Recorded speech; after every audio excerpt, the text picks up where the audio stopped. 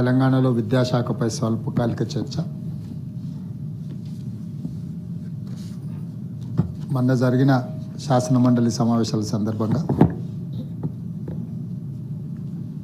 సభ్యులు లేవనెత్తిన అంశాలు ఏవిఎన్ రెడ్డి గారు కొన్ని విద్యా మీద ప్రస్తావించిన అంశాలు సూచనలను దృష్టిలో పెట్టుకొని నాకు ప్రత్యేకమైన ఆసక్తి విద్యాశాఖ మీద ఉన్నది.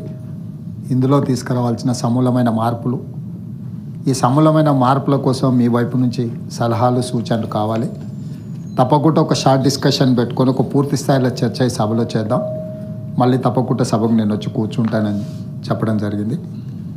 శాసనసభలో జరుగుతున్న చర్చల సందర్భంగా ఈ అంశాన్ని సహచార మంత్రివర్గ సభ్యులు దామోదర్ రాజనరసింహ గారికి సూచన చేసి వారిని పూర్తి స్థాయిలో ఈ అంశాలు సూచనలు నోట్ చేసుకొని ప్రభుత్వం తీసుకోబోయే నిర్ణయాలలో వారి పాత్ర ఉండాలని, వారికే ఎందుకు ప్రత్యేకంగా ఈ బాధ్యత అప్పచెప్పిన అంటే, by education is an engineer, by nature is an social doctor.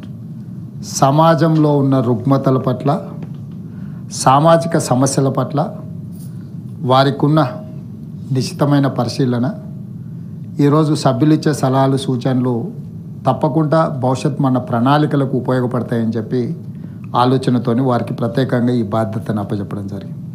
ఈ షార్ట్ డిస్కషన్లో శ్రీమతి వాణీదేవి గారు, బల్మూర్ వెంకట నరసింహరావు గారు, ఏవిఎన్ రెడ్డి గారు, ఎగే మల్లేశం గారు, అలుగుబెల్లి నర్సిరెడ్డి గారు, కూర రఘోత్తం రెడ్డి గారు, తక్కలపల్లి రవీంద్రరావు గారు, ప్రొఫెసర్ కోదండరామ్ గారు, తీన్మార్ మల్లన్న గారు, మీర్జా రియాజుల్ హుసేన్ ఎఫ్ఎండి గారు, కల్వకుంట్ల కవిత గారు, జీవన్ రెడ్డి గారు, బాన్ ప్రసాదరావు గారు, కౌన్సిల్ వైస్ చైర్మన్ పెద్దలు బండా ప్రకాష్ గారు, వీరందరూ చాలా సుదీర్ఘంగా చాలా కీలకమైన అంశాల మీద వారి సలహాలు సూచనలు ఇవ్వడం, వాటన్నిటిని కూడా మా మంత్రి గారు నోట్ చేసుకొని దానికి సంబంధించిన వివరాలను అన్నిటిని కూడా ప్రభుత్వం దృష్టికి తీసుకురా ప్రయత్నం చేస్తారు. అదేవిధంగా ఈరోజు మా అధికారులకు నేను ఆదేశాలు ఇస్తున్నా,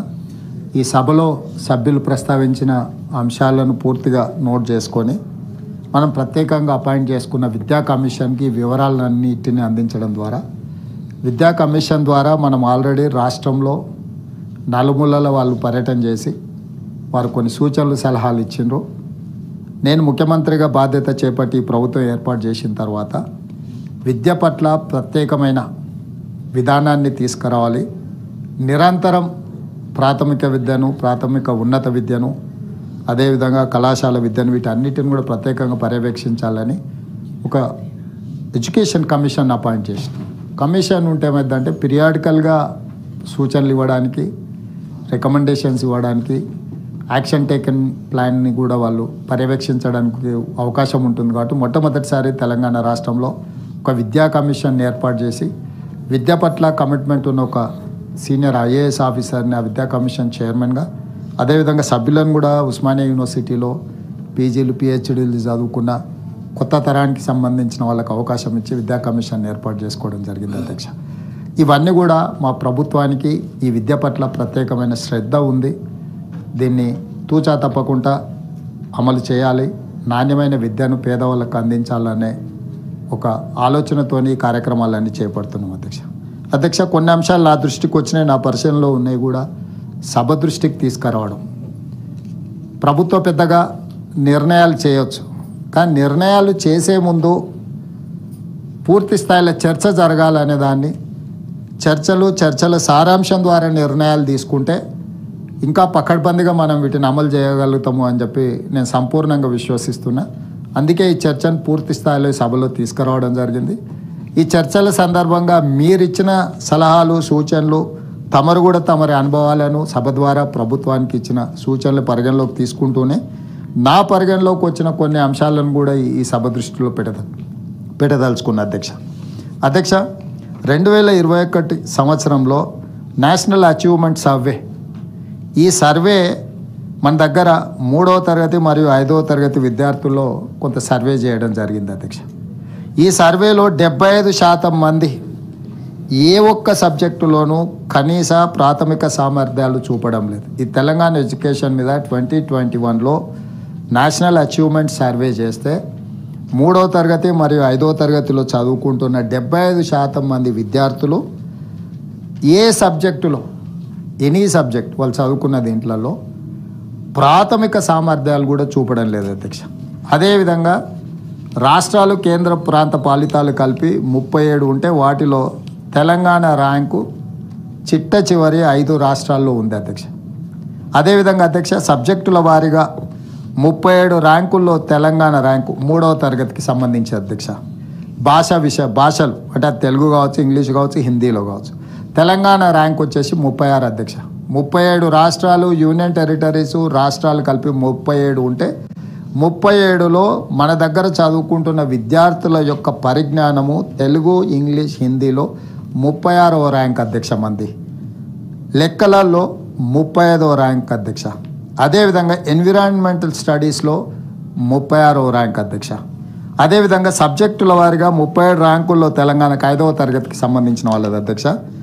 Telugu, English, Hindi same Telangana rank 36 అధ్యక్ష. లెక్కలలో 35వ ర్యాంక్ అధ్యక్ష.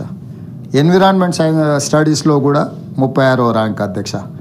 అంటే మనం ఏ రకంగా చూసినా ఈ దేశంలో ఉండే ఏ రాష్ట్రాలు కానీ ఏ యూనియన్ టెరిటరీస్తో కానీ పోల్చి చూసినప్పుడు ఈ నేషనల్ అచీవ్మెంట్ సర్వేలో 3వ తరగతి 5వ తరగతికి సంబంధించిన విద్యార్థుల యొక్క వాళ్ళ ప్రతిభ మనం చివరి నుంచి మొదటి ర్యాంకులో ఉన్నాం అధ్యక్ష. మొదటి నుంచి మొదటి ర్యాంకులో ఉండాల్సిన తెలంగాణ విద్యా విధానం ఈరోజు అధమ స్థాయిలో అత్యంత చివరన ఉంది అధ్యక్ష. ఇది ఒక ప్రభుత్వాల బాధ్యతనో లేకపోతే గతంలో ఉన్న ప్రభుత్వం బాధ్యతనో లేకపోతే ఉమ్మడి రాష్ట్రంలో సీమాంధ్ర పాలకుల బాధ్యతనో మనం రాజకీయపరమైన ఆరోపణలు చేయడానికి ఏమైనా ఉపయోగపడుతుందేమో కానీ మనము నిజంగా భవిష్యత్ ప్రణాళికలు వేసుకోవాలంటే ఇది ఉపయోగపడుతుంది అధ్యక్ష. అదేవిధంగా అధ్యక్ష 3వ తరగతిలో ఉండి 2వ తరగతి పుస్తకాలు చదివించే దాంట్లో అంటే పిల్లలేమో 3వ తరగతిలో వాళ్ళకి 2వ తరగతి పుస్తకాలు ఇచ్చి చదువురా అంటే దాంట్లో వాళ్ళు చదవగలిగిన వాళ్ళు 2018లో 18.1%, 2022లో 5.2%, 2024లో 6.3%. పిల్లలు చదువుకుంటున్నదేమో 3వ తరగతిలో వాటికి 2వ తరగతి పుస్తకం ఇచ్చి చదవరా అంటే 18లో 18.1% ఉంటే 22కి వచ్చే వరకల్లా 5.2%కి పడిపోయింది. 24కి వచ్చే వరకల్లా 6.3% ఉండిపోయింది అధ్యక్ష. అదేవిధంగా 5వ తరగతిలో ఉండి కనీసం 2వ తరగతి పుస్తకాలను 3లో 2ది సమస్య ఉండొచ్చు కానీ 5వ తరగతిలో ఉన్నోడికి 2వ తరగతి పుస్తకాలు ఇచ్చే చదువురా అంటే 2018లో 43.6%, 2022లో 31.7%, 2024కి వచ్చే వరకల్లా 31.5% అధ్యక్ష. అదేవిధంగా లెక్కలకు వద్దాం అధ్యక్ష. చదువు ఇది పక్కన పెడితే లెక్కల విషయానికి వస్తే 3వ తరగతిలో ఉండి కనీసం 2వ తరగతి లెక్కలన్నా చేయరా అని చెప్తే 2018లో వాళ్లకు 34.5%, 2022లో 28.7%, 2024కి వచ్చే వరకల్లా 31% అధ్యక్ష. అంటే 3వ తరగతిలో ఉండి 2వ తరగతి లెక్కల విషయం. అదేవిధంగా 5వ తరగతిలో ఉండి 2వ తరగతి లెక్కలనే చేయగలుగుతారేమో అని చూస్తే దాంట్లో శాతం అధ్యక్ష 2018లో 48.7%, 2022కి వచ్చే వరకల్లా 44.6%, 2024కి వచ్చే వరకల్లా 41.1% అధ్యక్ష. అంటే రోజుకి మన యొక్క విద్యార్థుల యొక్క ప్రతిభ ఉన్న తరగతిలో ప్రతిభ గురించి పక్కన పెట్టండి అధ్యక్ష. 5వ తరగతిలో ఉన్నోని 2వ తరగతి పుస్తకాలు ఇస్తే కూడా మన ప్రభుత్వ పాఠశాలల్లో ప్రధానంగా ఈ పరిస్థితి ఉన్నది అధ్యక్ష. అదేవిధంగా 3వ తరగతిలో ఉన్న వారిలో 16% మంది పిల్లలు మాత్రమే సక్రమంగా పాఠ్య పుస్తకాలను చదవగలిగారు. 3వ తరగతిలో విద్యార్థుల్లో కేవలం 10% మాత్రమే కనీసం తీసివేతలు అంటే మ్యాథమెటిక్స్ చేయగలిగినారు అధ్యక్ష. ఉన్న క్లాస్లో ఉన్న వాళ్ళ యొక్క ప్రతిభను వాళ్ళు అంచనా వేసి చదవమంటే 16% చదువులో 10% లెక్కలలో ఉన్నారు అధ్యక్ష. అదేవిధంగా అధ్యక్ష 2014 నుంచి 2024 వరకు గవర్నమెంట్ స్కూల్స్లలో 6,50,000 మంది తగ్గిపోయినారు అధ్యక్ష. అంటే మొత్తం పడిపోవడం జరిగింది అధ్యక్ష, డ్రాప్అవుట్స్. సో ఇట్లా ప్రతి స్థాయిలో ఈరోజు మన విద్య అనేది పూర్తిగా రోజు రోజుకు క్షీణించిపోవడం, నిర్లక్ష్యానికి లోను కావడం, లేకపోతే దాన్ని ఆధునీకరించడానికో లేకపోతే దాన్ని మనం బాగు చేయడానికో చేస్తున్న ప్రయత్నాలు ఏం పెద్దగా ఆశాజనకంగా కనిపించడం లేదు అధ్యక్ష. ప్రయత్నాలు చేసిండ్రా చేయలేదా అనే విశ్లేషణ కంటే వాటి వల్ల వచ్చిన ఫలితాలు మాత్రం ఆశాజనకంగా లేవు అధ్యక్ష. నేను ఏ ఒక్కరి మీదనో ఆరోపణలు చేసి గత ప్రభుత్వాల మీద నెట్టేసి మా ప్రభుత్వం బాధ్యత నుంచి మేము తప్పించుకోవాలని మేము అనుకోవడం లేదు అధ్యక్ష. అదేవిధంగా రిక్రూట్మెంట్కి వస్తే 2017లో ఒక రిక్రూట్మెంట్ చేసి 8792 మంది టీచర్లను రిక్రూట్ చేస్తే నేను రాగానే ఈ రిక్రూట్మెంట్స్ ఇమ్మీడియట్గా చేయాలా అని చెప్పి డిఎస్సి నోటిఫికేషన్ ఇచ్చి 55 రోజుల్లోనే పరీక్షలు నిర్వహించి దాదాపుగా 11,063 మంది టీచర్ రిక్రూట్మెంట్ చేసినాం. అందులో కొద్దిమంది జాయిన్ కానట్టున్నారు. 10,000+ టీచర్స్ మేము రిక్రూట్ చేసినాం అధ్యక్ష. అట్లనే 20 సంవత్సరాల నుంచి ప్రమోషన్స్ లేక దాంట్లో భాషా పండితులు కావచ్చు, స్పోర్ట్స్ కావచ్చు, రిలేటెడ్ వాళ్ళందరూ కూడా ప్రమోషన్లు లేకుంటే 20 సంవత్సరాల నుంచి అంటే వాళ్ళు రిటైర్ అయినా కూడా ప్రమోషన్ రాదేమనుకునే పరిస్థితి నుంచి దాదాపుగా 21,000 పైచిలకు టీచర్లకు ప్రమోషన్లు ఇవ్వడం జరిగింది అధ్యక్ష. అదేవిధంగా 7-8 సంవత్సరాల నుంచి బదిలీలు జరగక చాలామంది బాధపడుతుండే 36,000 మంది టీచర్లను చిన్న ఆరోపణ లేకుండా బదిలీలు చేసినాం అధ్యక్ష. మీకు గ్రామీణ ప్రాంతాల పరిస్థితులు తెచ్చు టీచర్ల యొక్క రాజకీయ చతురత మీకు తెలుసు. కలెక్టర్లనైనా మనం బదిలీలు చేయొచ్చు, కానీ టీచర్లను బదిలీ చేయడం అంత ఆశామాసిగా జరిగేది కాదు. ఒక కలెక్టర్ని కావాలంటే మనం ఎక్కడైనా ట్రాన్స్ఫర్ చేస్తే మనం అవలీలగా ట్రాన్స్ఫర్ చేయొచ్చు, కానీ ఒక టీచర్ని ఎక్కడైనా బదిలీ చేయాలన్నా మనం వాళ్ళని అంత ఆశామాసిగా ఉండదు. అట్లాంటిది 36,000 మంది టీచర్లను చిన్న ఆరోపణ కూడా ఎదుర్కోకుండా మా ప్రభుత్వం బదిలీలు చేయగలిగింది అధ్యక్ష. అదేవిధంగా అధ్యక్ష ఈరోజు కొన్ని విషయాలను నేను ఈ సభ ద్వారా మన తెలంగాణ సమాజానికి నేను చెప్పదలుచుకున్నాను అధ్యక్ష.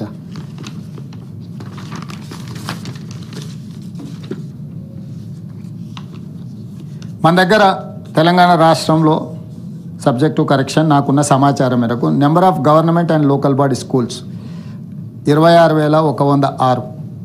నెంబర్ ఆఫ్ స్టూడెంట్స్ 16,86,343 మంది విద్యార్థులు ఉన్నారు. మన స్కూల్ ఎడ్యుకేషన్ బడ్జెట్ మనం పెట్టుకున్నది 19,341 కోట్ల రూపాయలు అధ్యక్ష. చైర్మన్ సార్, ఒక్క స్టూడెంట్ మీద యావరేజ్గా 1,08,000 రూపాయలు ప్రభుత్వంలో చదువుకుంటున్న విద్యార్థి మీద మనం ఖర్చు పెడుతున్నాం అధ్యక్ష. నేను మళ్ళీ ఒకసారి చెప్పదలుచుకున్నాను. గవర్నమెంట్లో లోకల్ బాడీ స్కూల్స్ 26,106 పాఠశాలలు ఉంటే అందులో చదువుకుంటున్న విద్యార్థులు 16,86,343 మంది ఉంటే ఆ స్కూల్ ఎడ్యుకేషన్ బడ్జెట్ 19,341 రూపాయలు మనం ఖర్చు పెడితే ఒక్క స్టూడెంట్ మీద 1,08,000 రూపాయలు మనం ఖర్చు పెడుతున్నాం అధ్యక్ష. అదేవిధంగా రెసిడెన్షియల్ స్కూల్స్లో 1,023 స్కూల్స్ ఉంటే 6 లక్షల మంది అప్రాక్సిమేట్గా 6 లక్షల మంది విద్యార్థులు ఉంటే ఒక్క స్టూడెంట్ మీద 96,000 రూపాయలు ఖర్చు పెడుతున్నాం అధ్యక్ష. ఈరోజు నేను తమరి ద్వారా సహచర సభ్యుల్ని తెలంగాణ సమాజంలో పౌర సమాజంలో పౌర హక్కుల నుంచి సివిల్ సొసైటీస్లో పనిచేసే వాళ్ళని నేను అడుగుతున్నా, ప్రభుత్వం ఎక్కడ విఫలమైంది అధ్యక్ష? ఈరోజు ఒక్క స్టూడెంట్ మీద తెలంగాణ రాష్ట్ర ప్రభుత్వం 1,08,000 రూపాయలు సంవత్సరానికి ఖర్చు పెడుతుంది అని అంటే ఒక ప్రైవేట్ స్కూల్లో చదువుకునే ప్రైవేటు స్కూల్లో తల్లిదండ్రులు పే చేసే ఫీజు పర్ మంత్ 2,000, 3,000, 4,000 వేసుకున్నా కూడా సంవత్సరం మొత్తం కలిపితే కూడా 50,000 రూపాయలు తల్లిదండ్రులు ఆ విద్యార్థుల మీద ఖర్చు పెట్టడం లేదు. కానీ అదే రాష్ట్ర ప్రభుత్వము ఒక విద్యార్థి మీద 1,08,000 రూపాయలు డే స్కూల్ పిల్లల మీద పెడితే 96,000 రూపాయలు రెసిడెన్షియల్ స్కూల్స్లో చదువుకునే పిల్లల మీద మనం ఖర్చు పెడుతున్నాం అధ్యక్ష. అంటే ప్రభుత్వ పరంగా ఈరోజు ఈ సంవత్సరం మనం కేటాయించిన బడ్జెట్ దాదాపుగా 23,108 కోట్ల అధ్యక్ష. బడ్జెట్లో 8% ఈసారి కేటాయించినది అధ్యక్ష. విద్యకు అత్యధిక ప్రాధాన్యత ఇవ్వాలని బడ్జెట్లో 8% కేటాయించి యావరేజ్ ఒక స్టూడెంట్కు 1,00,000 రూపాయల సంవత్సరానికి ఈరోజు మనం ఖర్చు పెట్టినా మన విద్యార్థుల యొక్క విద్యా ప్రమాణాలు ఇంతగా పడిపోవడానికి కారణం ప్రభుత్వాలే కాదు, తెలంగాణ సమాజం కూడా బాధ్యత తీసుకోవాల్సిన అవసరం ఉన్నది. దీన్ని లోతుగా విశ్లేషించి దీని మీద సమూలమైన మార్పులు తీసుకురావడానికి అవసరమైన ప్రక్షాళన చేయాల్సిన బాధ్యత మన అందరి మీద ఉన్నది. ప్రక్షాళన మొదలు పెట్టంగానే రాజకీయ పార్టీలు ఎవరికి వాళ్ళు మాకు రాజకీయంగా ఈ ప్రక్షాళనతో ప్రయోజనమా నష్టమా, ప్రభుత్వం ప్రక్షాళన చేసి ప్రభుత్వం ఏదైనా సాధిస్తే దానివల్ల మాకు రాజకీయంగా నష్టం అనుకొని మనం రాజకీయ నేపథ్యంలో రాజకీయ కోణంలో ఈ ఆలోచనలు చేసినంతకాలం మనం విద్యను ప్రక్షాళన చేసే పరిస్థితులు ఈరోజు తక్కువగా కనిపిస్తున్నాయి. అదే చైర్మన్ సార్. అదేవిధంగా సార్ నేను వచ్చిన తర్వాత స్కిల్ ప్రతి సంవత్సరం కారణం ఏదైనా ఉండొచ్చు, ఇంజనీరింగ్ గ్రాడ్యుయేట్స్ ఆల్మోస్ట్ 1,10,000 మంది, 1,09,000, 1,10,000 మంది ప్రతి సంవత్సరం ఇంజనీరింగ్ గ్రాడ్యుయేట్స్ బయటకు వస్తున్నారు. ఆ ఇంజనీరింగ్ గ్రాడ్యుయేట్స్ తల్లిదండ్రులు తమరికి కానీ ఇక్కడ సభలో ఉండి చాలామంది సభ్యులు కానీ ఇంతకుముందు మిత్రుడు భానుప్రకాష్ రావు గారు చెప్పారు మా దగ్గరకు వచ్చిన వాళ్ళని ఇంటర్వ్యూలు చేస్తే పరిస్థితి ఎట్లుంది అనే దాంట్లో నేను కూడా నా దగ్గరకు వాళ్ళ తల్లిదండ్రులు వచ్చాయా మా పిల్లగాడు ఇంజనీరింగ్ చదువుకున్నాడు ఉద్యోగం ఇప్పించు అని. ఐటీ కంపెనీలు ఇప్పుడు నువ్వు చెప్తే వింటారని వాళ్ళు ఐటీ కంపెనీల సంగతి దేవుడు ఎరుగు. సివిల్ ఇంజనీరింగ్ ఇతరు చేసిన వాళ్ళని చూస్తే 15,000 ఇచ్చినా పని చేస్తామంటారు. అరే ఇంజనీరింగ్ గ్రాడ్యుయేట్ 10,000-15,000 ఎట్లా పని చేస్తాడని మేస్త్రిని పిలిచి నేను ఇల్లు కట్టుకునేటప్పుడు సూపర్వైజ్ చేయడానికి అడిగితే 60,000 అడిగాడు. మేస్త్రి 60,000 దొరకడం లేదు, ఇంజనీరింగ్ గ్రాడ్యుయేట్ మాత్రం 15,000 దొరుకుతున్నాయి అధ్యక్ష. వీటన్నిటిని కూడా నేను పరిగణలోకి తీసుకున్న తర్వాత డిమాండ్ అండ్ సప్లైలో దెర్ ఇస్ అన్ గ్యాప్. ఈ గ్యాప్ ఏంది అని విశ్లేషిస్తే స్కిల్ గ్యాప్, బేసిక్ స్కిల్ లేకపోవడం, స్కిల్ అప్గ్రేడేషన్ లేకపోవడం, డిమాండ్ సప్లైలో చాలా వ్యత్యాసం ఉండడం. విద్యార్థులు ఉన్నారు కానీ అవసరమైన మేరకు ఆ ఇన్స్టిట్యూషన్స్లో వాళ్ళు మాకు ఎవరు దొరకడం లేదని వాళ్ళు చెప్తా ఉన్నారు అధ్యక్ష. ఇవాళ చాలాసార్లు మనోళ్ళు అంటున్నారు మా దగ్గర ఒడిశా నుంచి వచ్చిండ్రు, లేకపోతే మా దగ్గర బీహార్ నుంచి వచ్చిర్రు, తెలంగాణ ఎంతో అభివృద్ధి సాధించింది. అధ్యక్ష తెలంగాణ అభివృద్ధి సాధించడంతో ఒరిస్సా, బీహార్, రాజస్థాన్ వాళ్ళందరూ మన దగ్గరికి రావడం లేదు. మన దగ్గర ఉన్న పిల్లలకు నైపుణ్యం లేక రోడ్ల మీద తిరుగుతున్నారు. నైపుణ్యం ఉన్నోడు ఇతర రాష్ట్రాల నుంచి తెలంగాణకు వచ్చి పని చేసుకుంటున్నాడు అధ్యక్ష. దీనికి తెలంగాణ సాధించిన అభివృద్ధి కాదు అధ్యక్ష. ఐఎమ్ సారీ టు సే మనం నిర్లక్ష్యం వహించడం వల్ల మన పిల్లలకు నేర్పించాల్సిన సాంకేతిక నైపుణ్యాన్ని నేర్పించకపోవడం వల్ల ఈరోజు సమాజం అవసరాలకు తగ్గట్టుగా మన విద్యార్థులు అప్గ్రేడ్ చేసుకోకపోవడం వల్ల ఈరోజు మనమేం నిరుద్యోగులుగా మనమున్నాము. ఇతర రాష్ట్రాల నుంచి మన దగ్గరకు వచ్చి దీనికి సింపుల్ ఉదాహరణ అధ్యక్ష, అమెరికాలో అన్నిట్లలో సిలికాన్ వ్యాలీ నుంచి అన్ని దగ్గరలో మనమే ఉన్నామంట. అమెరికాలో పాపులేషన్ లేక కాదు అధ్యక్ష, అమెరికాలో 35 కోట్ల పైన జనాభా ఉన్నారు. అమెరికన్స్ చదువుకోవాల్సిన చదువు సరిగ్గా చదువుకోకపోవడం వల్ల మన దగ్గర చదువుకున్న వాళ్ళు అమెరికాకి వెళ్ళి వివిధ సంస్థలకు సీఈఓలు అవుతున్నారు. సో అట్లనే తెలంగాణ సమాజంలో ఉన్న వాళ్ళు నేర్చుకోవాల్సిన సాంకేతిక నైపుణ్యాన్ని నేర్చుకోకపోవడం వల్ల, సారించాల్సిన దృష్టి సారించకపోవడం వల్ల ఈరోజు క్రమంగా మనం అవకాశాలను కోల్పోయి ఇతర రాష్ట్రాల నుంచి మన అవకాశాలను అందిపుచ్చుకునే పరిస్థితి ఈరోజు తెలంగాణ రాష్ట్రంలో ఉత్పన్నమైంది. దీన్ని సీరియస్ కన్సర్న్ కింద మనం చూడాల్సిన అవసరం ఉంది. అంటే ఇది వస్తున్న ఒక సీరియస్ చేంజ్. ఈ సీరియస్ చేంజ్ అనేది ఎక్కడికి దారితీస్తుందో నాకు తెలియడం లేదు. ఇది అలార్మింగ్ స్టేజ్ అదే స్పీకర్ సార్.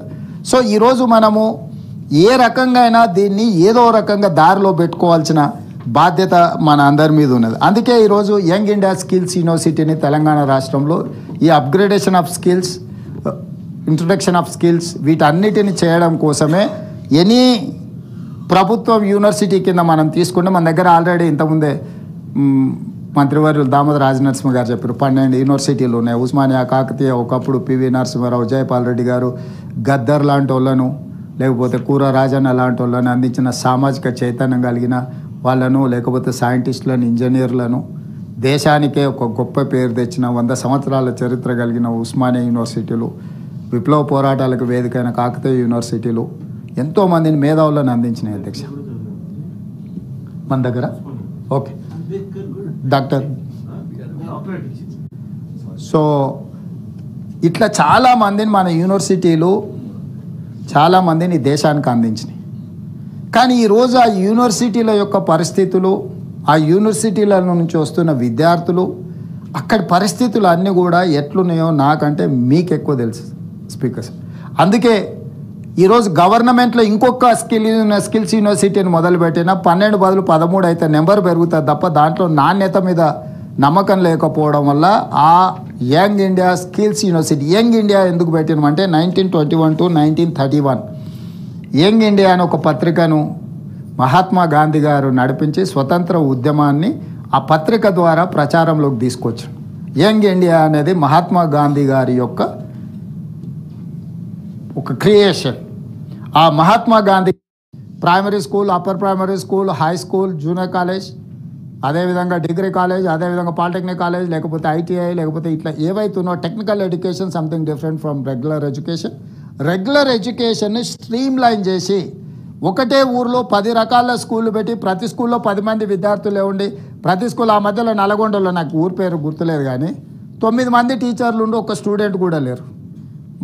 మన కౌన్సిలింగ్లో ట్రాన్స్ఫర్ చేయాలంటే వాళ్ళంతా రాస్తారోకో చేస్తారు. టీచర్లు ఎందుకు రాస్తారోకో నాకు అర్థం కాలేదు. ఫస్ట్ రాస్తారోకో చేస్తారు అంటే నేను ఇమ్మీడియట్గా టీవీలో బ్రేకింగ్ వస్తుంది, బదిలీల విషయంలో టీచర్లు రాస్తారోకో చేస్తున్నారు. నేను ఇమ్మీడియట్గా ఇంటెలిజెన్స్ వాళ్ళను ప్లస్ ఎడ్యుకేషన్ డిపార్ట్మెంట్ వాళ్ళని అడిగితే వాళ్ళు ఎక్కడికి పోరంటే అక్కడనే ఉంటారంట, వాళ్ళని బదిలీ చేయడానికి వీల్లేదంట సార్ అని. ఎంతమంది స్టూడెంట్స్ ఉన్నాయి మరి ఎందుకు బదిలీ చేస్తున్నారు అనవసరంగా, అంతమంది పిల్లలు ఉంటే టీచర్లను బదిలీ చేయడం ఎందుకు అని నేను అడిగితే ఒక్క స్టూడెంట్ కూడా లేదు సార్, 9 మంది టీచర్లు అందరు అక్కడనే ఉంటామంటున్నారు సార్ అని అంటారు. ఇక దీన్ని ఎట్లా అర్థం చేసుకోవాలనో ఎట్లా చెప్పాలనో నాకైతే తెలియట్లేదు.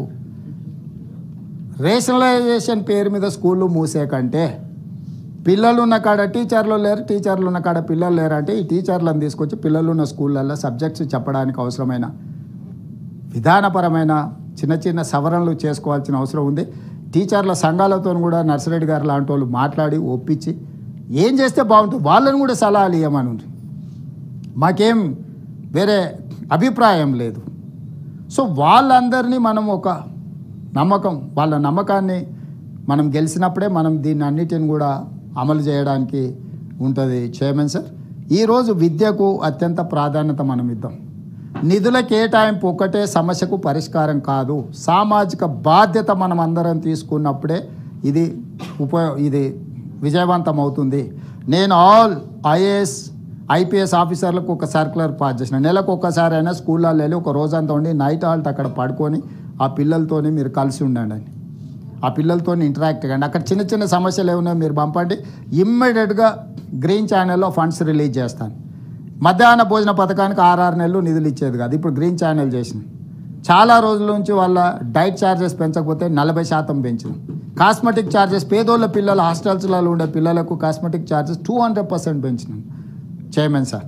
ఇవన్నీ కూడా ప్రభుత్వ వ్యవస్థల మీద పేదలకు నమ్మకం కలగాలనే ఆలోచనతోటి ఈరోజు టీచర్ల రిక్రూట్మెంట్ నుంచి టీచర్ల బదిలీల వరకు, టీచర్ల ప్రమోషన్ల వరకు, విద్యార్థుల కాస్మెటిక్ ఛార్జెస్ నుంచి డైట్ ఛార్జెస్ వరకు మా ప్రభుత్వం వేగంగా నిర్ణయాలు తీసుకుంటుంది. కాకపోతే సంవత్సరాల కొద్ది పేరుకపోయిన సమస్యలకు ఈ వేగం కూడా సరిపోవడం లేదు. నా ఒక్కడి నిర్ణయాలు కూడా మొత్తం ప్రక్షాళన చేస్తుందని నేను భావించడం లేదు. దీన్ని మొత్తం ప్రక్షాళన చేసి వీటి పట్ల విశ్వాసం పెంచడమే కాకుండా మనం గౌరవం పొందాలి అని అనుకుంటే మనం అందరం కలిసికట్టుగా పనిచేయాలి. అదేవిధంగా తీన్మార్ మల్లన్న గారు ఒక సూచన చేసిండ్రు, నాకు కూడా బాగానే అనిపించింది. చర్చ కోసం పెడుతుంది, ఇంకా నిర్ణయం తీసుకోలేదు. మళ్ళీ నిర్ణయం తీసుకున్నారని దాన్ని వేరేలాగా దాన్ని ఏమంటారు పొలిటికల్ కాంట్రవర్సీ చేయకండి. లోకల్ బాడీస్ ఎన్నికలలో ఒక నిబంధన ఉంది, 2 పిల్లలని. ఇప్పుడు మన జనాభా తగ్గితే వచ్చిన సమస్యలు మనం చూస్తున్నాము. సో ఒకప్పుడు ఫ్యామిలీ ప్లానింగ్ ఇంప్లిమెంట్ చేయడానికి 2 పిల్లల నిబంధన పెట్టిండ్రు. ఈ 2 పిల్లల నిబంధన తొలగిస్తే బాగుంటుందని ఒక చర్చ జరుగుతుంది. సరే, రాజకీయ పార్టీల సూచనల మేరకు దాన్ని ఏం చేయాలనేది చూద్దాం. అయితే ఇంకొక నిబంధన పెడితే బాగుంటుందని మిత్రుడు సూచన చేసింది.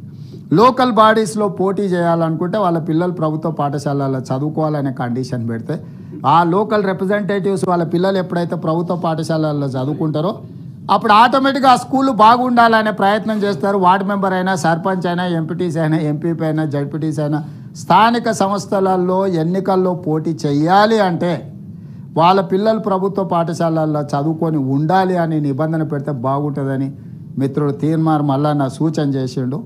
ఇది చర్చకు ఎట్లయినా సరే పర్వాలేదు, నో ప్రాబ్లం మాదు. కాకపోతే అమెరికాకు పోయి రాకుండా ఉండాలనే నిబంధన కూడా పెట్టాల్సి వస్తుంది. ఎన్ఆర్ఐలను కూడా కొంచెం నియంత్రించాల్సిన అసలు టీచర్లు ఎవరైతే ఉపాధ్యాయ వృత్తిలో ప్రభుత్వ పాఠశాలలో పనిచేస్తున్నారో వాళ్ళ పిల్లలు చదివితే ఇంకా బాగుంటుంది. కరెక్టే సార్, కానీ అంత చైర్మన్ సార్ అంత అనే ధైర్యం నాకు లేదు. మీరందరు సూచన చేస్తే మాత్రం నిర్ణయం తీసుకోవడానికి నాకు అభ్యంతరం లేదు. కావాలంటే రాజకీయ ప్రత్యర్థులతో ప్రజాప్రతినిధులతో మేము కొట్లాడగలం, కానీ టీచర్లతో కొట్లాడే శక్తి ఇంకా రాలేదు. కాబట్టి ఇవన్నీ కూడా అంటే చర్చ అనేది ఓపెన్ అవ్వాలనేది నా పాయింట్. టీచర్లు అని కాకుండా ప్రభుత్వ ఉద్యోగానికి అర్హత కూడా, ప్రభుత్వ ఉద్యోగం చేయాలనుకుంటే వాళ్ళ పిల్లలు ప్రభుత్వ పాఠశాలలలో చదువుకొని ఉండాలనే నిబంధన పెడితే ఏమైనా ఉపయోగం ఉంటుందేమో. మీ అందరు కలిసి ఇది ఏది ప్రభుత్వ నిర్ణయం కాదు, నా దృష్టికి వివిధ మార్గాల ద్వారా నా దృష్టికి వచ్చిన విషయాలు ఈ సభ ముందు పెడుతున్నా. దీన్ని విస్తృత స్థాయిలో చర్చ చేయాల్సిన అవసరం ఉంది. ఎక్కడో ఒక దగ్గర మనం మనసు స్థిమితం చేసుకొని కొన్ని కఠినమైన నిర్ణయాలు తీసుకోవాలి. ఆ కఠినమని కొంతకాలం అనిపిస్తుంది, తర్వాత అదే రిఫార్మ్ కింద వచ్చిన తర్వాత మనకు అంటే దాన్ని నెక్స్ట్ లెవెల్కి మనం తీసుకెళ్ళడానికి అవకాశం ఉంటుంది. కాబట్టి ఇలాంటి విషయాలను అన్నిటిని కూడా మనం దృష్టిలో పెట్టుకొని కొన్ని నిర్ణయాలు తీసుకుంటే మనకు బాగుంటుంది. అదేవిధంగా ప్రకాష్ గారు మనకు మైనింగ్ యూనివర్సిటీ పెడితే బాగుంటుందని అడిగినట్టున్నారు. సో మనం ఖమ్మంలో మన కొత్తగూడెంలో మనము ఈ మైనింగ్ యూనివర్సిటీని పెట్టాలని ఒక నిర్ణయం తీసుకున్నాం. డెఫినెట్గా మన దగ్గర ఆ గోదావరి పరివాహక ప్రాంతంలో సింగరేణి కానీ ఇతర మైన్లు కానీ ఐరన్ ఓర్ కానీ రకరకాల మైన్స్ ఉన్నాయి. అక్కడ కాలేజ్ ఉంది, దాన్ని యూనివర్సిటీ కింద అప్గ్రేడ్ చేయాలని కూడా రాష్ట్ర ప్రభుత్వం ఆలోచన చేస్తుంది. డెఫినెట్గా ఖమ్మం కొత్తగూడెంలో మనం ఆ మైనింగ్ యూనివర్సిటీ కోసం కూడా సార్ అవును sir. So within few days we're going to take a final call on this university sir. దీన్ని కూడా మనం ముందుకు తీసుకొచ్చే కొత్తగూడెంలో మైనింగ్ యూనివర్సిటీని మనం earth and sciences, new university of earth sciences at Kothagudem, so upgrading school of mines, దీన్ని upgrade చేసి చేయాలని అనుకుంటున్నాం సార్. దీన్ని తొందరలోనే మేము నిర్ణయం తీసుకొని ప్రభుత్వం ముందుకు వస్తుంది. ఏది ఏమైనా ఈరోజు చర్చలో ప్రస్తావించినా ప్రస్తావించకపోయినా మన విద్యా విధానము, విద్యాశాఖ నిర్వహణ కొంత ఆందోళనకరంగా ఉన్నది. ఇది ఎవరు అవునన్నా కాదన్నా ఇది నిజము. దీన్ని ఎక్కువ కాలము కప్పిపుచ్చుకొని మనకు మనం గొప్పలు చెప్పుకొని మనల్ని మనం సమర్థించుకునే ప్రయత్నం చేస్తే ఇది పేదలకు, ముఖ్యంగా తండాలలో, గూడాలలో, మారుమూల పల్లెల్లో ఉన్న పేదలకు తీరని అన్యాయం జరుగుద్ది. ఈ అన్యాయానికి మనం కారణం కాకూడదు. మన దృష్టికి రానప్పుడు పరిష్కరించకపోవడం వేరు, దృష్టికి వచ్చిన తర్వాత కూడా ఆ సమస్య పట్ల మనం దృష్టి సారించకపోవడం అనేది ప్రజాప్రతినిధులుగా మనం తప్పు చేసిన వాళ్ళం అవుతాము. కాబట్టి దయచేసి నెక్స్ట్ లెవెల్, ఈరోజు ఫస్ట్ లెవెల్ ఆఫ్ డిస్కషన్ ఒక కాంక్రీట్ ప్రపోజల్స్తోని మనం ఈ సభలో దాదాపుగా 7:30 గంటలు ఏకదాటిగా తమరి నేతృత్వంలో చర్చకు అవకాశం ఇచ్చి అందరి అభిప్రాయాలను కూడా పరిగణలోకి తీసుకొని ఈ అందరి అభిప్రాయాలను కూడా క్రోడీకరించి మేము విద్యా కమిషన్కి అప్పచెప్పి వాళ్ళ ద్వారా ఇంకా సమాజంలో ఉన్న ఈ మేధావులను వీళ్ళందరిని కూడా ఇందులో భాగస్వాములను చేసి ఆ మధ్య కాలంలోనే నేను, ప్రొఫెసర్ కోదండ రామ్ గారు, బూర్గుల రామకృష్ణారావు గారు చదివిన విలేజ్ ఏదో ఉంది సార్, మనం పోయినాము షాద్నగర్ మొగిలిగిద్ద 125 ఇయర్స్ పూర్తి చేసుకున్న సందర్భంలో హరగోపాల్ గారు కూడా అదే స్కూల్లో చదివిండ్రు, బూర్గుల రామకృష్ణారావు గారు అదే స్కూల్లో చదివిండ్రు, చెన్నారెడ్డి గారు అదే స్కూల్లో చదివిండ్రు, సత్యనారాయణ రెడ్డి గవర్నర్ గారు అదే స్కూల్లో చదివిండ్రు. 125 సంవత్సరాల క్రితం అక్కడ పాఠశాల పెట్టడం వల్ల ఆ ఊరికి ఇంకొక ప్రత్యేకత ఉన్నది. అతను తెలంగాణ ఉద్యమంలో ఆ ఊరిలోనే దొరికి ఊరేసిండు, తుర్రెబాజ్ ఖాన్.